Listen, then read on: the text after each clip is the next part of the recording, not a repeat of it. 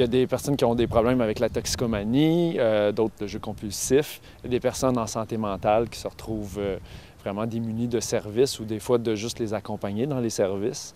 On travaille aussi, il y a de l'itinérance, même si Sainte-Agathe-des-Monts, ça peut avoir l'air comme un milieu où il n'y a pas vraiment d'itinérance, on ne la voit pas, hein? C'est pas comme en ville. Que nous, c'est plus, bon, supposons des jeunes qui vont se promener d'un ami à l'autre, donc sur un divan à l'autre divan. Peut-être qu'ils vont vivre un petit épisode l'été dans des tentes, mais sinon, ça va être vraiment plus caché que qu'est-ce qu'on peut voir en ville. Le travail de rue est de plus en plus reconnu comme étant une pratique professionnelle et une pratique qui a sa raison d'être dans la société dans laquelle on vit présentement.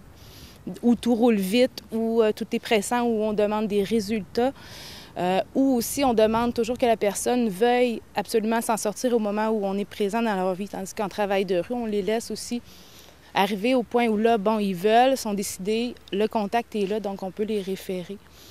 Et avoir quelqu'un aussi qui prend le temps d'être avec ces gens-là et qui ne cherche pas des résultats immédiats, c'est très rare. Donc, ce que je vois, c'est que c'est de plus en plus compris, ce travail-là, et autant au niveau des villes que des bailleurs de fonds, que des partenaires aussi, autant institutionnels que communautaires, qui réfèrent le travail de rue parce qu'ils pensent réellement que ça peut apporter aux aides qu'eux autres côtoient aussi.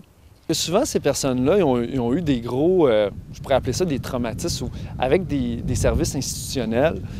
Supposons quelqu'un qui a été à la DPJ, dans les centres jeunesse toute son enfance.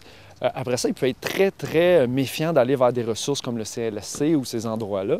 Donc, nous, c'est notre but un peu de créer un lien avec eux et tranquillement de les amener vers ces ressources-là, quand il y a besoin, naturellement. C'est tout le temps en fonction de leurs besoins, mais de tranquillement les amener vers ce milieu-là où c'est qu'ils se sont désaffiliés complètement. Face à ces gens-là qui, des fois, sont dérangeants, qui, des fois, font peur par l'incompréhension de ce qu'ils ont vécu anciennement.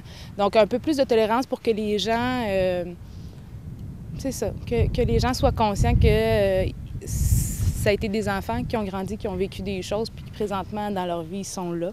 Mais il y a des raisons, donc de la tolérance face à ces gens-là qui ont eu des difficultés dans leur vie. Juste de prendre conscience qu'il y a de la souffrance, qu'il y a de la pauvreté dans notre société, c'est déjà un gros pas. Donc, juste de sensibiliser les gens à cette souffrance-là, puis à un moment donné, juste de vouloir peut-être s'impliquer dans un organisme bénévolement une fois par mois, ce serait déjà toute une différence. Si chacun dans la société faisait ça, la société serait vraiment plus en santé.